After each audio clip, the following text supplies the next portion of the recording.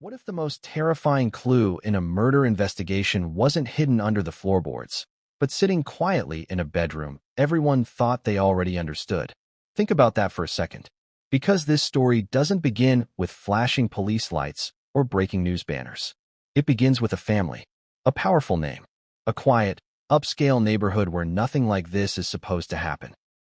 And yet, behind the gates of a multi-million-dollar estate, something went so wrong that it shattered not just a household, but an image the public had trusted for years. Before we continue, please hit the like button, subscribe to the channel, and turn on the notification bell for updates. On a calm Sunday night, two lives were lost inside a home that symbolized success, stability, and legacy. By the time the sun rose, the headlines were already racing ahead of the facts. Arrests were made. Charges were filed. Speculation exploded. And yet, buried beneath the noise was a detail so unsettling that even seasoned investigators reportedly paused when they encountered it. Not because it was loud, not because it was violent, but because of what it suggested. Let me ask you something. Have you ever looked back on a moment in your life and realized the warning signs were always there? You just didn't know how to read them at the time? That question sits at the center of this entire case. Because according to reports, what was found inside Nick Reiner's bedroom didn't just raise questions about one night. It forced everyone involved to reconsider years of behavior, moments that once seemed harmless, and choices that now feel impossible to ignore. But we're getting ahead of ourselves. To understand why this discovery mattered so much, you need to understand the world it came from. From the outside, the Reiner family represented achievement, influence, a kind of American success story that feels almost untouchable. Their Brentwood estate wasn't just a house. It was a fortress of privacy. High hedges, quiet streets, the kind of place where neighbors don't ask questions because nothing ever seems out of place. Until it is. According to early reports, the night everything changed didn't arrive with chaos. There were no alarms, no screams echoing through the neighborhood. Just an ordinary evening that slowly, silently transformed into something irreversible. And here's where the story takes its first unsettling turn. Because when authorities arrived, they weren't just responding to a tragedy. They were stepping into a situation already layered with tension, uncertainty, and unspoken fears. Almost immediately, attention shifted towards someone who wasn't an outsider, not a stranger, but family. That alone is enough to make people uncomfortable. Families aren't supposed to turn inward like that. We're taught to believe danger comes from outside the gate, from the unknown, from someone else. So what happens when the threat might have been inside all along? As news spread, public reaction followed a familiar pattern. Shock, disbelief, then certainty. Social media moved fast, too fast. Narratives hardened before the full picture ever had a chance to emerge. Some people decided what happened within hours. Others refused to believe it at all. But here's the problem. Real investigations don't work like headlines. They work slowly, methodically, and often, the most important moments happen far from cameras, inside rooms no one wants to talk about. Which brings us back to the bedroom. According to reports, when family members and investigators entered Nick Reiner's living space, they expected answers. What they found instead raised new questions. Questions that didn't fit neatly into any existing theory. An object, a symbol, something that carried meaning far beyond its physical presence. And no, it wasn't dramatic in the way movies portray evidence. There were no flashing lights, no ominous music, just a quiet realization that something about this item didn't belong there, or at least, not without explanation. Why would something like that be kept? What purpose did it serve? And more importantly, what mindset does it suggest? These are the questions investigators reportedly began asking themselves. Not out loud, not to the press, but in that silent way professionals do when a case suddenly takes a darker turn. Because objects don't exist in isolation. They exist in context. And context is everything. Here's something most people don't realize. In criminal investigations, it's often not the act itself that reveals the most, it's the preparation, the psychology, the small details that hint at how someone thinks when no one else is watching. That's why bedrooms matter. They're private spaces, controlled spaces, places where people are most themselves. So when something deeply unsettling appears there, it forces a difficult question. Was this an accident of circumstance, or a reflection of something much deeper? As the investigation unfolded, reports suggested that at least one family member voiced concerns early. Concerns that may not have been taken seriously until it was too late. Words like dangerous began appearing in official accounts, not as accusations, but as warnings. Warnings that now feel haunting in hindsight. And that's where the emotional weight of this story truly sets in. Because no matter where the truth ultimately lands, there are no winners here. Only people left wondering how well they really knew someone they loved. How many chances there were to intervene. How many moments were dismissed because acknowledging them would have been too uncomfortable. Ask yourself this. If you suspected something was wrong with someone close to you, how far would you go to confront it? Would you speak up? Would you hesitate? Would you convince yourself you were overreacting? Those questions aren't abstract in this case. They're central.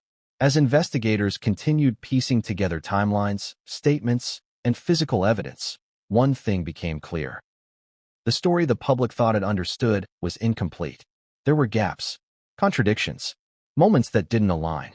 And sitting quietly at the center of it all was that bedroom, and what it contained.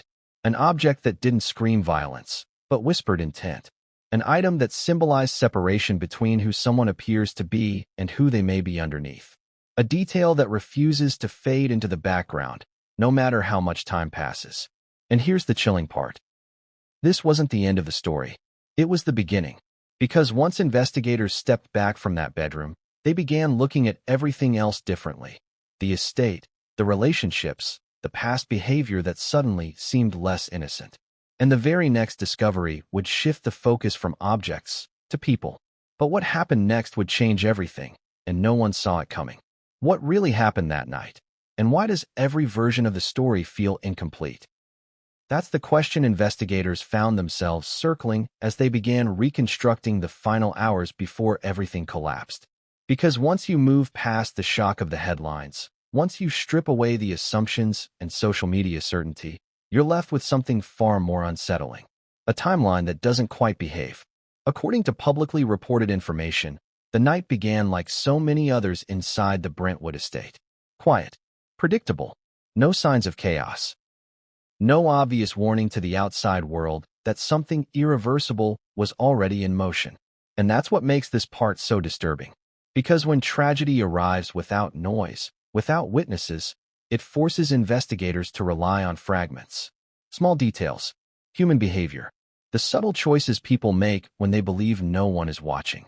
So let's slow this down, not to sensationalize it, but to understand it. Reports suggest that on that Sunday evening, the estate was largely sealed off from the world. The kind of isolation money buys. High hedges, long driveways, a sense of separation that feels like safety until it isn't. Inside the main residence, Reiner and Michelle were reportedly going about their evening. Nothing outwardly unusual, no known disturbances, no frantic calls, no neighbors alerted to trouble. That absence matters. Because when investigators later tried to pinpoint the moment things turned violent, they ran into their first major obstacle. There was no clear external trigger. No break-in, no forced entry, no immediate sign of a stranger, which naturally shifts attention inward. And this is where the narrative starts to fracture. According to reports, Nick Reiner was living in the guest house on the property, close enough to be part of the household, far enough to remain separate. A physical arrangement that, in hindsight, carries uncomfortable symbolism. Close, but not too close. Ask yourself this. How well do you really know someone who lives steps away, but worlds apart? Investigators reportedly began mapping movements. Who was where? When lights were on? When doors were opened or closed? Routine details that suddenly became critical. But here's the thing about routines. They're only useful until someone breaks them. Early accounts suggest there were windows of time that couldn't be fully accounted for. Periods where no one could definitively say who was awake, who was asleep, or who was moving across the property. That uncertainty created space for doubt. And doubt, in investigations, is dangerous because it invites assumptions. As emergency responders arrived and the gravity of the situation became clear, the estate transformed from a home into a scene. Quiet rooms filled with professionals trained to notice what others miss. Not just what was present, but what was absent. No signs of struggle in common areas. No obvious alarms triggered. No neighbors reporting disturbances, which leads to an uncomfortable possibility. What if whatever happened didn't feel chaotic to the person responsible? That's not an accusation. It's a question investigators often ask, because violence born of panic looks different from violence born of intent.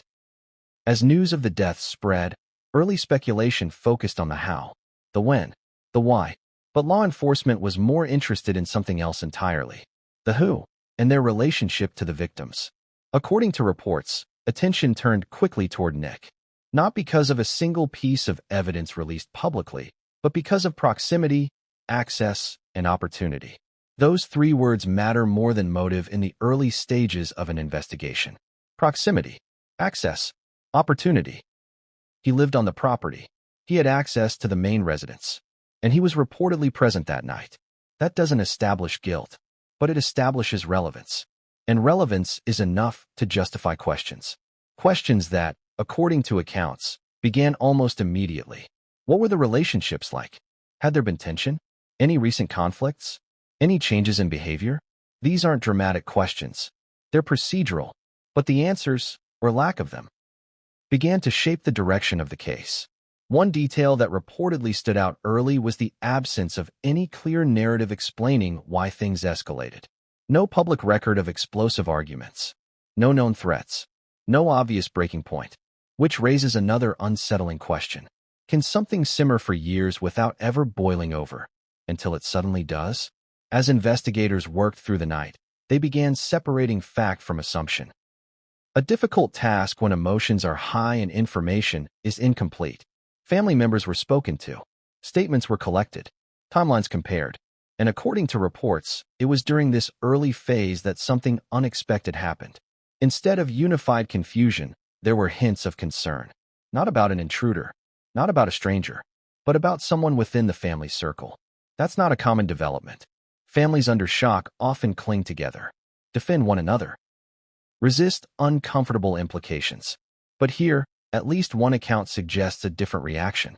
A warning, a choice to speak rather than stay silent. Which brings us to a moment that would later be revisited again and again. According to reports, Romy Reiner allegedly told police about a dangerous family member, someone she believed should be considered a suspect. Let that sink in.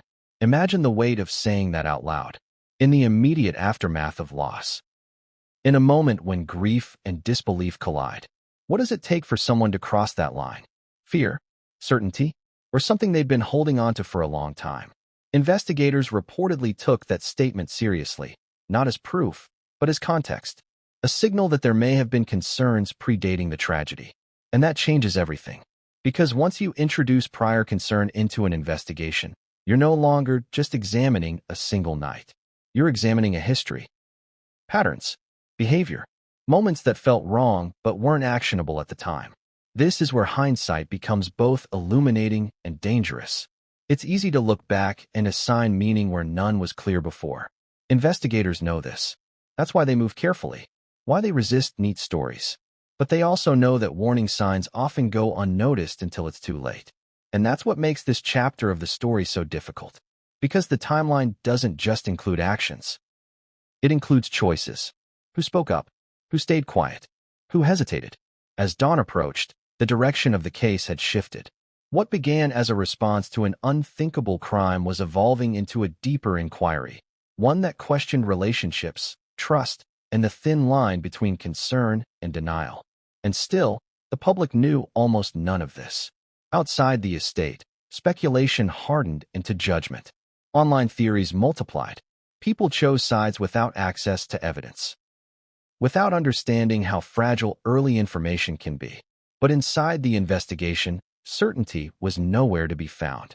Only questions. And one of those questions kept resurfacing. If there were signs of danger before this night, why weren't they enough to stop it? That question haunted investigators as they moved from reconstructing events to examining environments, from timelines to spaces. And that inevitably led them back to one place. The guest house. The bedroom. The private world Nick Reiner inhabited when no one else was around. Because whatever happened that night didn't exist in isolation. It came from somewhere. And investigators were about to step directly into that somewhere. But what they found there would force them to reconsider everything they thought they understood about the case. And once that door opened, there was no closing it again. What kind of place can feel like a sanctuary and still hide something deeply wrong? Because as investigators shifted their focus from timelines to terrain, from statements to spaces, one truth became impossible to ignore. This wasn't just about what happened. It was about where it happened. The Brentwood estate wasn't merely a backdrop to the tragedy. It was an active participant in the story, shaping movement, limiting visibility, and creating pockets of privacy so complete that entire lives could unfold unnoticed. From the outside, it looked like perfection. Manicured hedges, long, quiet streets, a gated property valued at more than most people will earn in a lifetime. The kind of home people associate with safety, with control, with distance from danger. But here's the uncomfortable reality investigators know all too well. Privacy doesn't just protect, it conceals. And as law enforcement began methodically documenting the estate, they weren't just looking for physical evidence. They were trying to understand how the environment itself may have enabled what happened. Think about it. How often do we assume wealth equals oversight? That expensive security systems and private properties somehow prevent the unthinkable? In reality, they often do the opposite. They reduce witnesses. They reduce chance encounters. They reduce accountability. According to publicly available descriptions, the property was expansive. The main residence sat apart from the guest house, close enough to walk between, far enough to feel separate. Not isolated, but not integrated either. And that detail mattered, because in cases involving family members, physical layouts often mirror emotional boundaries. Who lives where? Who has access to which spaces? Who is expected to knock, and who isn't? Investigators reportedly took time mapping these dynamics. Which doors were commonly used? Which paths were well lit? Which areas felt lived in, and which felt avoided?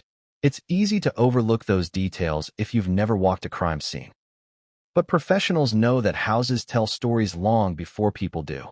A scuffed floor near a door that's opened often. A hallway that feels less traveled.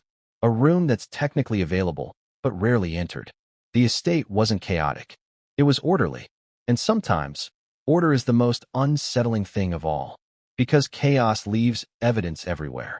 Order hides it in plain sight. As law enforcement moved through the main residence, they reportedly found no signs of forced entry. No broken windows. No ransacked rooms. Nothing that suggested a frantic struggle throughout the house. That absence forced a difficult question. What if whoever committed the act didn't need to rush? What if they knew the space well enough to move through it calmly? That possibility doesn't prove anything, but it reframes everything.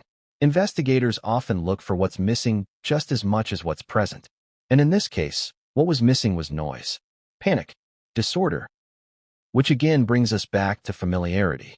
Someone comfortable in a space behaves differently than someone who doesn't belong there. They know which floorboards creak, which lights to avoid, which routes feel natural. As the investigation unfolded, attention inevitably turned toward the guest house, Nick Reiner's living space. Not because it was inherently suspicious, but because it represented autonomy within proximity. Independence without separation. A private world existing just steps away from the family home. Ask yourself this. How much can change when someone lives close enough to be present, but far enough to be unseen? Ghost houses are fascinating in investigations. They're technically part of the home, yet psychologically separate. They offer privacy without the accountability of shared space. And according to reports, Nick's guest house was exactly that. A place where routines could form unnoticed. Where habits could solidify without scrutiny. Where objects could exist without explanation. As investigators approached the structure, they weren't looking for a smoking gun. They were looking for context. What kind of life was being lived there? What emotional atmosphere filled the space? Was it orderly, chaotic, personal, detached? Because environments reflect states of mind. And what they reportedly encountered didn't immediately scream danger. It wasn't staged. It wasn't theatrical. It was lived in. And that may be the most unsettling detail of all. Because when something disturbing exists within an otherwise normal environment, it suggests integration, not impulse. Let's pause here. Most people imagine violent acts as explosive moments, outbursts fueled by rage or desperation.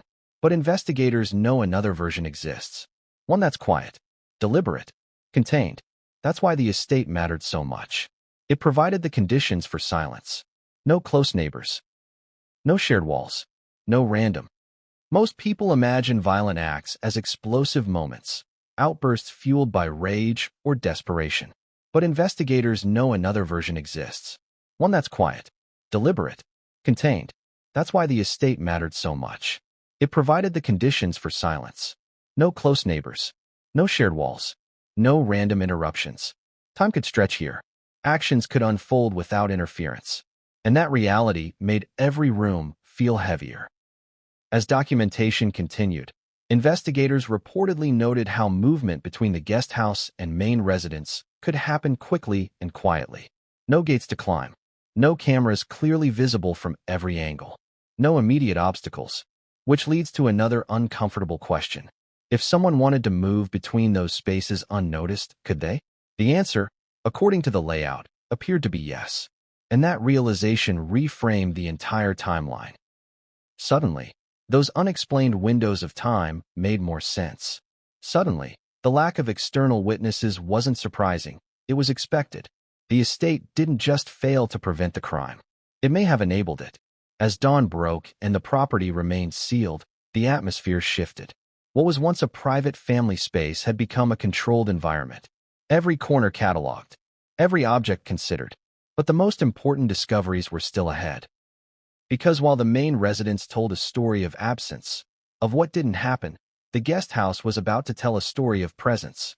Not violence, not chaos, but something far more disturbing. Preparation, symbolism, intention. And here's where the emotional contradiction deepens. To outsiders, the estate looked like success. To investigators, it began to feel like a maze. A place where people could live parallel lives under the same property line. Where concern could be felt, but not confronted. Where warning signs could be rationalized away because everything else looked fine. That's the danger of appearances. They convince us nothing is wrong until it's impossible to ignore. And according to reports, that's exactly what happened here.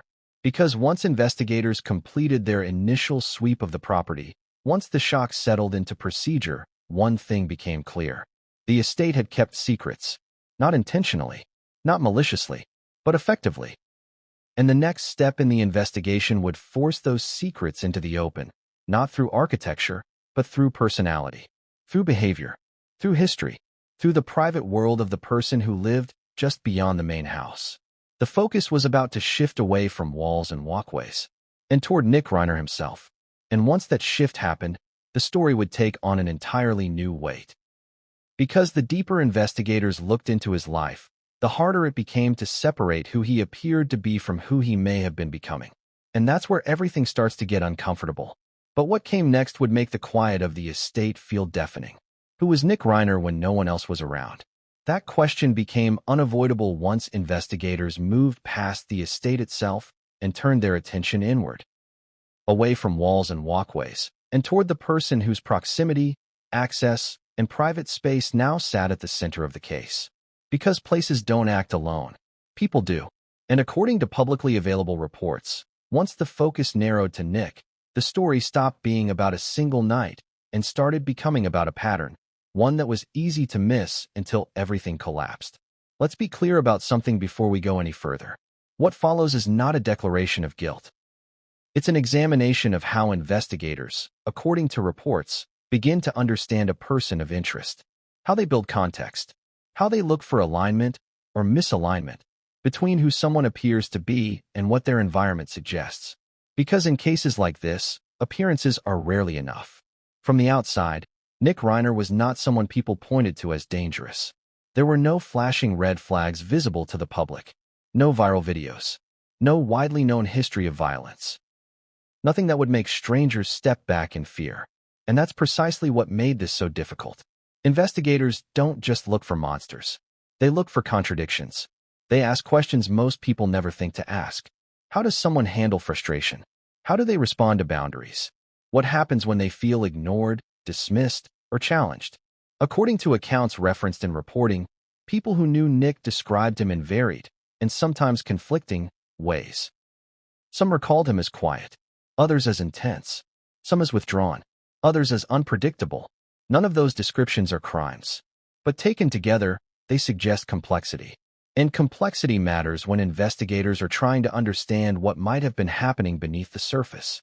Here's something worth considering. Most people don't wake up one day and become capable of extreme acts. Investigators know this. They're trained to look for progression. Changes over time that feel insignificant in the moment but form a trajectory in hindsight. Shifts in routine, changes in demeanor, isolation, fixation. And according to reports, there were hints, subtle ones, that something had been changing. Not dramatically, not publicly, quietly. Nick lived in the guest house, physically close to his family, but emotionally separate enough to maintain his own world. That kind of arrangement can be healthy. It can also become a pressure cooker. Because when someone feels disconnected yet dependent, independence can start to feel like isolation, and isolation can breed resentment. That's not speculation. That's psychology. Investigators reportedly began examining Nick's recent behavior. Not just what he did, but how he did it. Was he sleeping normally? Eating regularly? Maintaining relationships? Engaging with others? Or withdrawing from them? These questions aren't accusatory. They're diagnostic. And what they often reveal isn't a single answer, but a tension. One of the most unsettling aspects of this case is how ordinary so much of it seemed. No dramatic confrontations reported. No explosive public arguments. No clear breaking point anyone could point to and say, "That's when everything changed," which forces investigators to ask something far more uncomfortable. What if the breaking point wasn't visible? What if it existed entirely inside someone's head? As attention turned to Nick's personal history, investigators reportedly examined communication patterns, messages, interactions, moments where tone shifted or boundaries were tested. Not because any single message proves intent, but because patterns can reveal emotional states. Frustration, fixation, detachment. These are the kinds of things investigators look for when motive is unclear. And motive, in this case, was frustratingly elusive. There was no obvious financial trigger publicly reported. No clear external crisis. No single event that explained why everything would unravel so violently. Which again leads back to psychology. Sometimes motive isn't about gain. Sometimes it's about control. Sometimes it's about identity.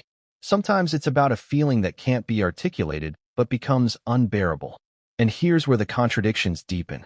Because people who live parallel lives, one public, one private, often appear stable right up until they aren't. Ask yourself this.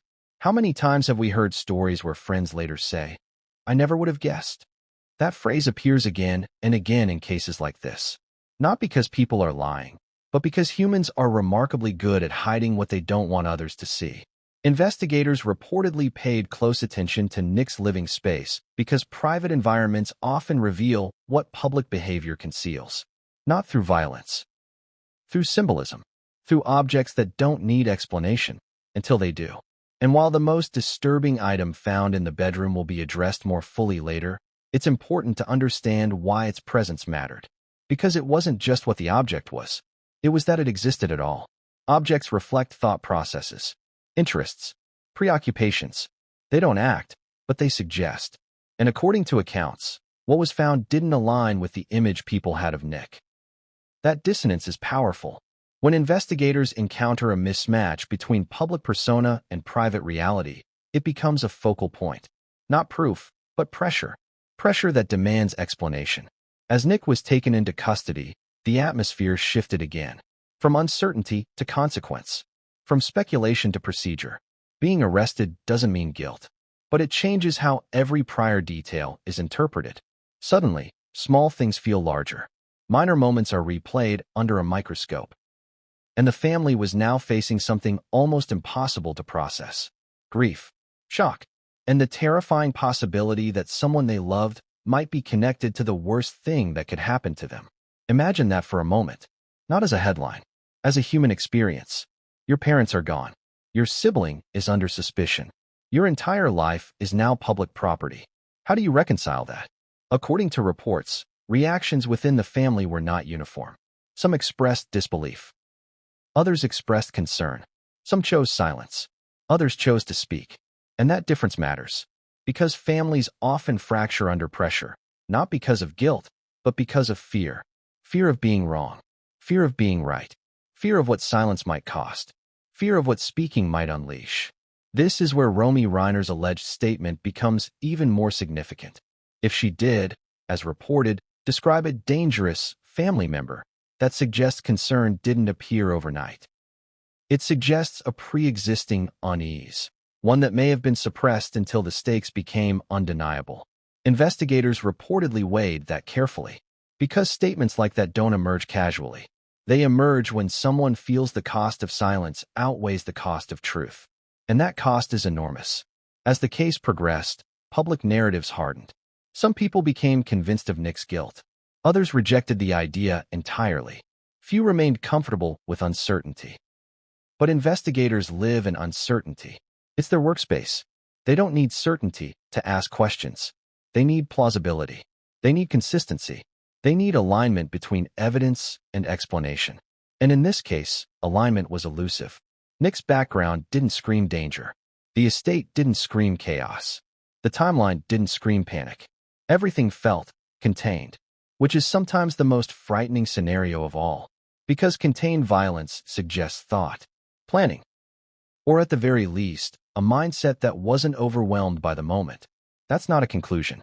It's a concern investigators consider. As attention intensified, every aspect of Nick's life came under scrutiny, not to build a narrative, but to test one. What explanations fit the evidence? What explanations fall apart? What questions remain unanswered no matter how you frame them? And one question refused to go away.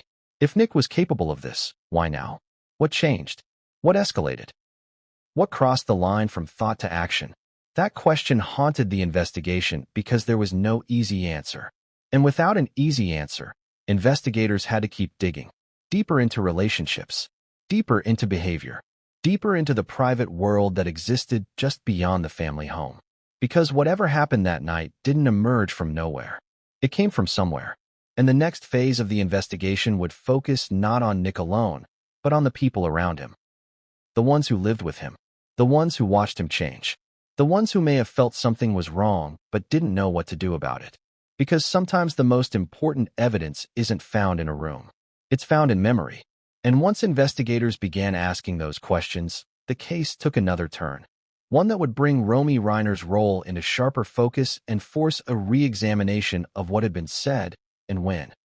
But what happened next would pull the investigation out of the shadows and into a far more uncomfortable light. What does it take for someone to point inward, toward their own family, when everything in them wants to look away? That question sits at the heart of what came next, because as investigators widened their scope, the case stopped being only about Nick Reiner's private world and began revolving around a voice that cut through the confusion with quiet urgency. Romy Reiner's. According to reports, her statement didn't arrive wrapped in drama. It didn't come with accusations shouted into microphones or emotional declarations made for the public to consume. It came in the controlled, restrained setting of an official interaction, where words are chosen carefully and every sentence carries weight. And yet, those words reportedly altered the trajectory of the investigation. Think about that. In the immediate aftermath of devastating loss, when shock blurs reality and grief clouds judgment, Romy is said to have raised a concern that most people would bury. Not about an intruder, not about a faceless threat, but about a dangerous family member. That phrase matters, because it's vague enough to be cautious and specific enough to be alarming. Investigators don't treat statements like that as conclusions. They treat them as signals. Indicators that something may have been simmering beneath the surface long before the night everything fell apart. And when someone inside a family uses language like that, it forces uncomfortable questions. What did she see? What did she feel? And how long had that feeling been there? Let's pause and consider the position she was in. Romy wasn't just processing a crime scene. She was processing the loss of her parents, the shock of an arrest, and the sudden realization that her entire family history was now under a microscope. Most people, in that moment, cling to denial. So why didn't she? According to accounts, Romy's concern didn't come out of nowhere. It wasn't framed as a sudden realization sparked by tragedy. It sounded, to investigators, like the culmination of something she had been carrying. An unease, a fear, a sense that something wasn't right. Those feelings don't always have names. They don't always have proof, but they persist. And investigators are trained to listen when someone speaks from that place. Because intuition, when paired with context, can be revealing. Romy's alleged statement reportedly prompted law enforcement to revisit earlier assumptions. Not to abandon them, but to test them. To ask whether the family dynamic itself held clues that had been overlooked. That's when attention shifted again. Not back to Nick. Not back to the estate, but to the relationships in between. Families are complex ecosystems. They develop patterns over years, sometimes decades. Roles are assigned. Expectations are set. Boundaries are drawn, crossed, and redrawn. And when something goes wrong, those patterns often explain more than any single piece of evidence. Investigators reportedly began asking questions that most families never expect to answer. Were there arguments that never fully resolved? Moments when behavior crossed a line, but was excused? Times when concern was voiced and then dismissed?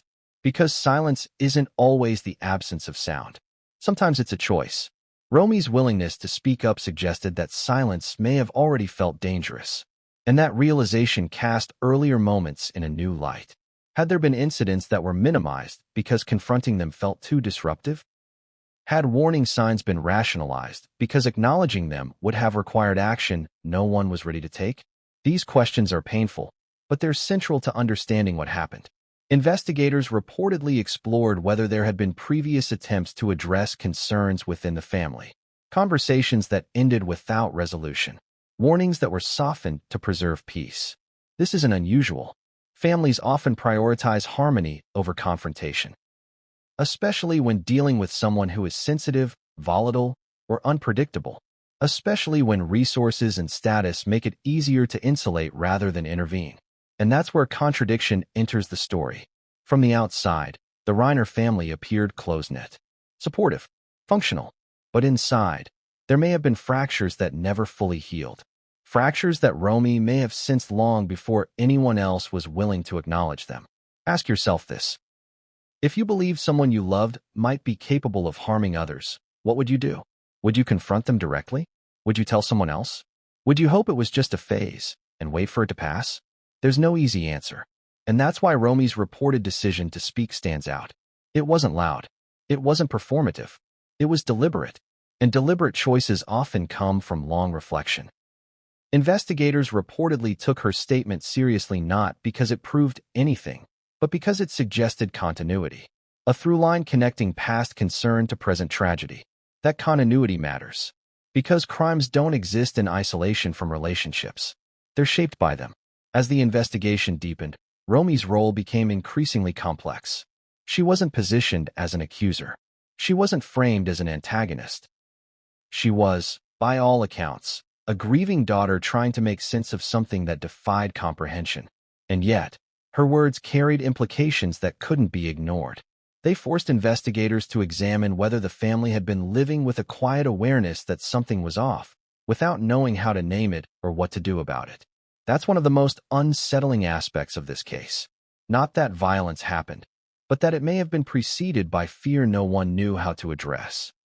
And fear, when left unspoken, doesn't disappear. It grows.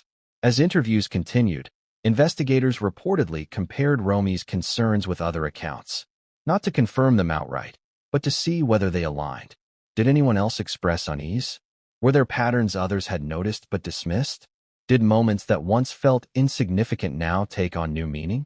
Sometimes it's not a single warning sign that matters, but the accumulation of them. And this is where the investigation began to feel heavier. Because when patterns emerge, they challenge the idea that the outcome was unforeseeable. And that challenge is devastating. No one wants to believe a tragedy could have been prevented.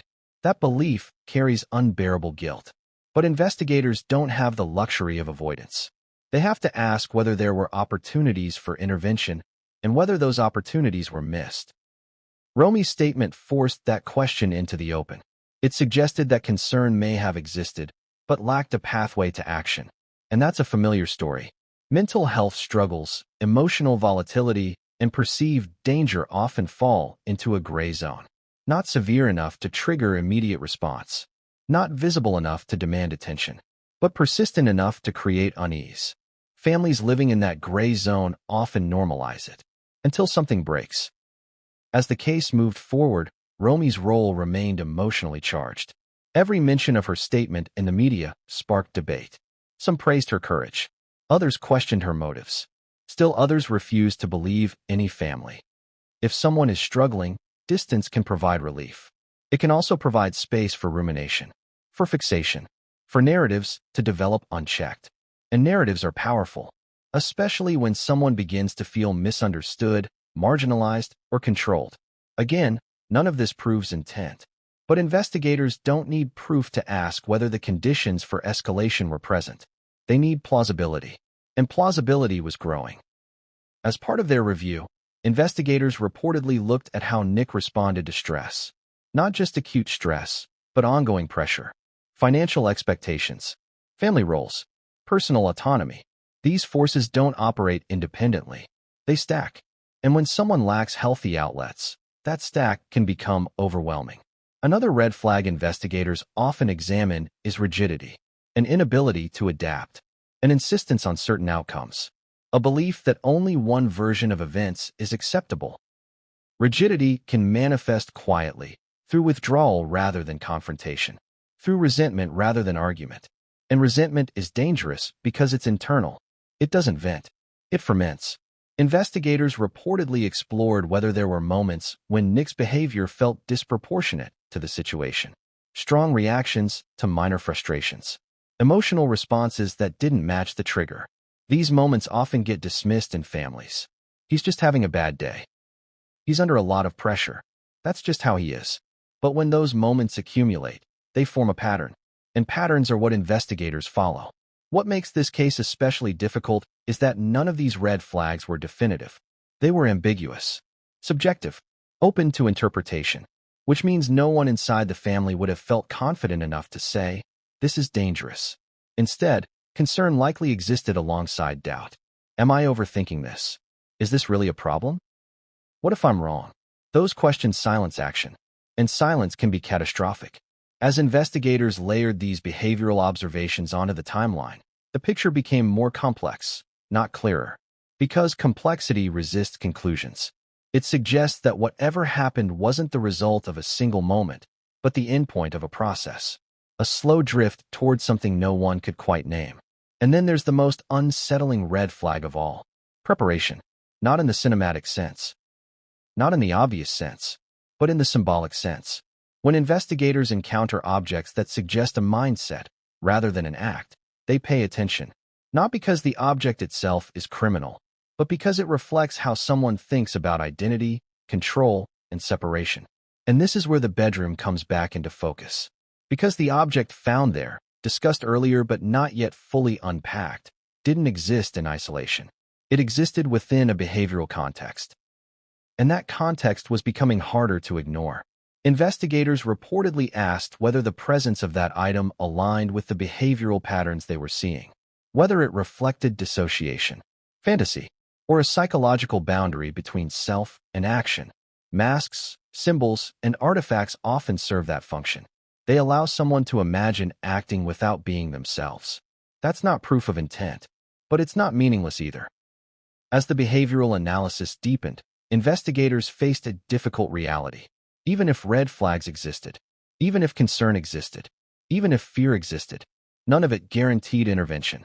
Because intervention requires certainty, and certainty is rare. That's the tragedy at the core of this story. Not just that lives were lost, but that the warning signs may have lived in a gray zone where action felt impossible.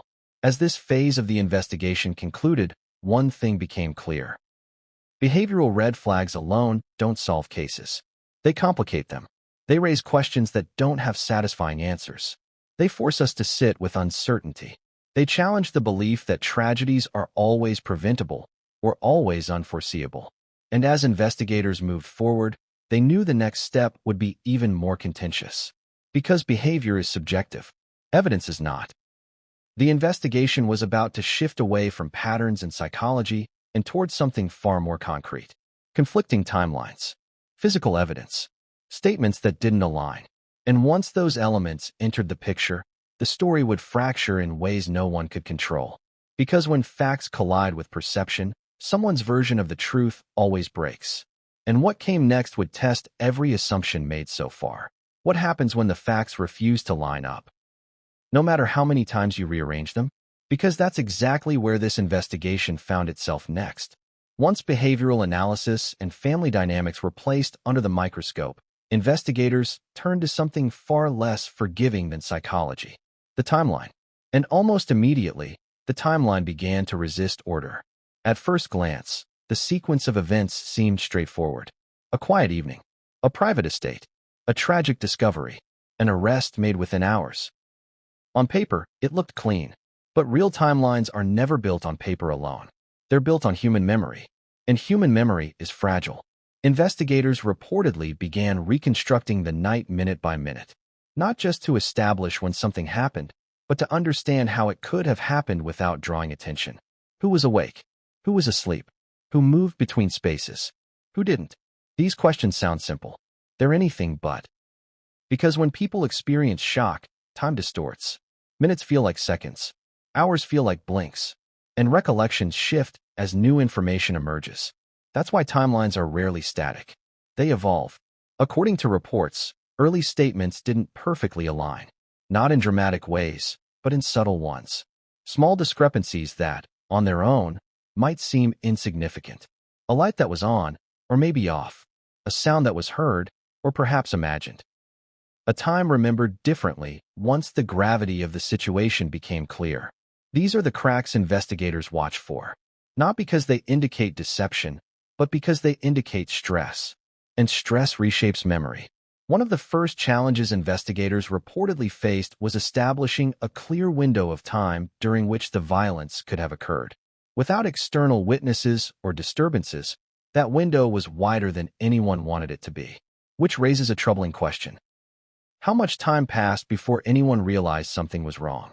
The answer to that question matters. Because time creates opportunity, and opportunity shapes theories. Investigators reportedly examined phone activity, movement patterns, and known routines to narrow that window. But routines are only helpful until someone deviates from them. And deviations are rarely announced. Another complication emerged when investigators compared accounts from different family members and responders. Not contradictions, but variations. Different perceptions of the same moment. Different interpretations of the same silence. Different assumptions about what was normal. These variations don't imply dishonesty. They imply humanity. But they also complicate certainty. One particularly challenging aspect of this case is that much of the timeline depends on absence rather than presence. No loud confrontation reported. No neighbors hearing distress. No sudden alarms triggered. Which means investigators had to ask whether the violence occurred in a way that minimized detection. And that brings us back to familiarity. Someone unfamiliar with the property might move cautiously, hesitantly. Someone familiar would not. That distinction shaped how investigators evaluated the timeline. Could someone move from the guest house to the main residence without drawing attention? Could they return just as quietly? Could time pass without triggering suspicion? According to the layout, yes. And that possibility expanded the timeline rather than narrowing it. Another point of friction involved discovery. Who found the bodies? When? And what prompted the discovery? These moments are emotionally charged, which makes them difficult to reconstruct with precision. Investigators reportedly handled these details with care, knowing that trauma affects recall. But even so, timing matters. Because the longer something goes unnoticed, the more questions arise about awareness. Were there signs earlier that were missed? Were assumptions made that delayed response? Did routine override intuition? Investigators reportedly explored whether anyone noticed something unusual but dismissed it. A silence that felt strange. A door that remained closed longer than expected. A moment that registered but didn't escalate. These are the moments that haunt cases like this. Not because they prove anything, but because they suggest how easily danger can blend into normalcy. As timelines were refined, new questions emerged. If the violence occurred earlier than initially believed, what does that imply about movement afterward? If it occurred later, what does that imply about presence beforehand? Every adjustment created ripple effects, and those ripples began colliding with public narratives. Outside the investigation, People were constructing stories that depended on clean timelines, clear sequences, logical escalation. Inside the investigation, clarity was elusive. And that tension mattered. Because when timelines don't cooperate, it opens space for doubt on all sides. Doubt about intent, doubt about sequence, doubt about interpretation. Investigators reportedly revisited physical evidence in light of these uncertainties, not to change conclusions, but to test them. Does this align with this time frame? Does this behavior make sense here? Does this assumption hold if the timeline shifts? This iterative process is slow, methodical, often frustrating, but it's necessary, because premature certainty is dangerous. Another complication involved statements made at different times. What someone says immediately after a traumatic event may differ from what they say days later, not because they're lying, but because their understanding evolves. Memory fills in gaps. Narratives solidify. Confidence increases. Investigators have to navigate that carefully. They look for consistency in substance, not in phrasing. But even then, timelines remain vulnerable. And in this case, vulnerability was everywhere. As more information came in, investigators reportedly realized that no single timeline explained everything cleanly. Each version answered some questions and created others. That's a red flag, not of guilt, but of complexity. Complex cases resist simple explanations. And simple explanations are what the public craves most, which created a growing divide. The public wanted answers. The investigation had questions, and those questions weren't going away. As timelines continued to shift, investigators began preparing for the inevitable next phase. Because when facts are unclear, narratives compete. Prosecution, defense, media, public opinion. Each will construct a version of events that best supports their position. And once those versions exist, they rarely reconcile. That realization marked a turning point. The case was no longer just about what happened. It was about which version of what happened would survive. And that survival would depend on evidence, physical, testimonial, and symbolic. Which brings us back, once again, to the bedroom. Because when timelines fracture, investigators often return to fixed points, places and objects that don't change with memory. And in this case, one object continued to resist explanation, not because it proved anything, but because it refused to fit neatly into any timeline. It existed outside sequence, outside urgency, outside panic, and that made it powerful. As the investigation moved forward, this unresolved tension between time and evidence became impossible to ignore, because sooner or later, someone would have to stand in front of a courtroom and tell a story that made sense, a story that held together, a story that accounted for every gap. And right now, that story didn't exist. But what came next would force the issue, when the arrest collided with public scrutiny and the legal battle began to take shape. And once that happened, every second of the timeline would be fought over. What happens when an arrest answers nothing and instead makes every question louder? Because that's exactly what unfolded next. The moment Nick Reiner was taken into custody, the case crossed an invisible line. It stopped being an investigation unfolding quietly behind closed doors and became a public spectacle, one where certainty was demanded long before clarity was possible. Arrests have power. They create an illusion of resolution. To the outside world, an arrest feels like an ending, a conclusion, proof that the system has figured things out. But inside an investigation, an arrest is often just a beginning, one that reshapes pressure, expectations, and interpretation overnight. And this one landed like a shockwave. News broke fast. Headlines hardened. Language shifted from allegedly to accused in the blink of an eye. And with that shift came something investigators can't control: public narrative. Suddenly, timelines that were still being debated internally were treated as settled fact. Behaviors that were still being analyzed were reframed as motives. Ambiguity was flattened into certainty. But ambiguity hadn't gone anywhere. It had just become inconvenient. According to reports, Nick was arrested the same night the bodies were discovered. That speed alone became a point of fascination and controversy. To some, it signaled strong evidence. To others, it raised concerns about haste. Was law enforcement acting decisively or reacting under pressure? The truth is usually more complicated. When investigators make an arrest quickly, it's often because they believe someone poses a risk to others, or to themselves. It's a containment decision as much as a legal one. But containment comes with consequences. Once someone is in custody, every action they've ever taken is reinterpreted.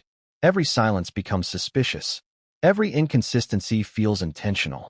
And the public rarely waits for context. As details of the arrest emerged, speculation filled the gaps. Social media dissected body language. Commentators debated psychology. Armchair analysts constructed theories that felt convincing because they were simple. But simplicity is rarely accurate. Inside the investigation, the arrest didn't resolve the timeline issues. It intensified them. Because now, every unanswered question mattered more. Investigators reportedly continued to examine whether the evidence supported the severity of the charges. 2 counts of first-degree murder isn't a casual decision. It implies intent, deliberation, and premeditation. Those words carry weight, and weight demands support. Which brings us back to the central tension. If intent existed, where did it come from? If deliberation occurred, when did it form? If premeditation is alleged, what evidence supports it? These aren't philosophical questions. They're legal ones. And according to public reporting, much of that evidence was not immediately disclosed. That absence fueled debate. Some interpreted it as strategy, law enforcement holding cards close to the chest. Others saw it as weakness, a case built on inference rather than proof. The truth likely sits somewhere in between. Investigators don't reveal everything at once. They can't. Doing so risks compromising the case. But silence creates its own problems. It invites speculation. It amplifies doubt. It allows narratives to harden without challenge. And that's exactly what happened. As Nick appeared in custody, public attention shifted from what happened to who he was. Every past photo, every anecdote, every remembered interaction was re-examined through a new lens. Was that smile forced? Was that comment strange? Was that moment a warning sign? This retroactive analysis is a human reflex. We want coherence. We want the story to make sense. But coherence is often imposed, not discovered. And in this case, the more people searched for meaning, the more fragmented the picture became. Inside the family, the arrest landed differently.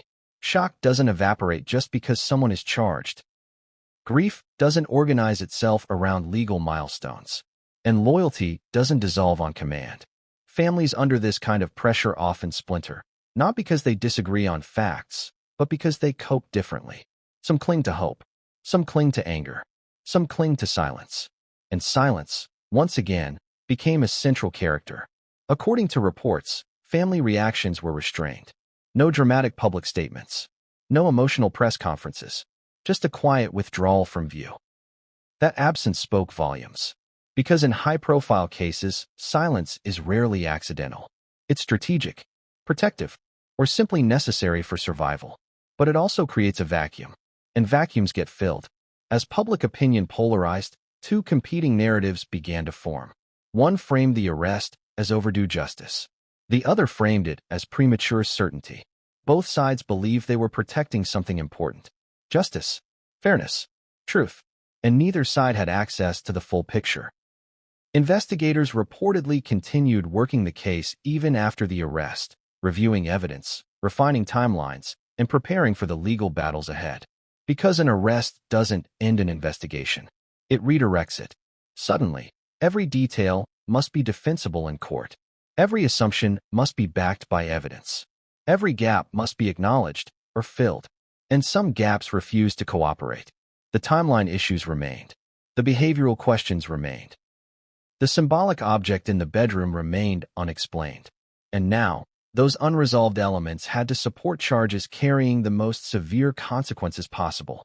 That pressure is enormous. Prosecutors must believe they can prove their case beyond a reasonable doubt. That belief doesn't require perfection, but it requires confidence. And confidence must be built. Defense teams, meanwhile, began preparing their own narrative. One that would emphasize uncertainty, ambiguity, and the dangers of assumption. Because when facts are complex, doubt is powerful. And doubt thrives in cases where timelines shift and evidence resists clean interpretation. As the case moved into its legal phase, everything slowed down and sped up at the same time. Court schedules crawl.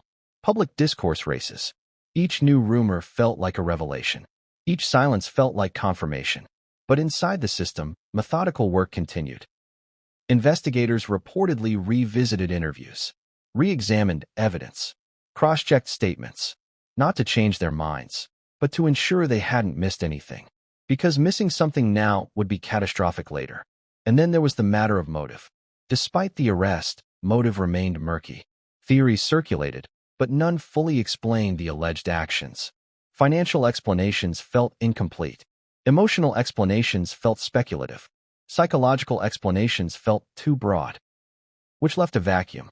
And vacuums attract stories. Some stories painted Nick as calculating. Others painted him as unstable. Some rejected both and insisted the truth lay elsewhere. But investigators can't rely on stories. They rely on evidence. And evidence, in this case, continued to point in multiple,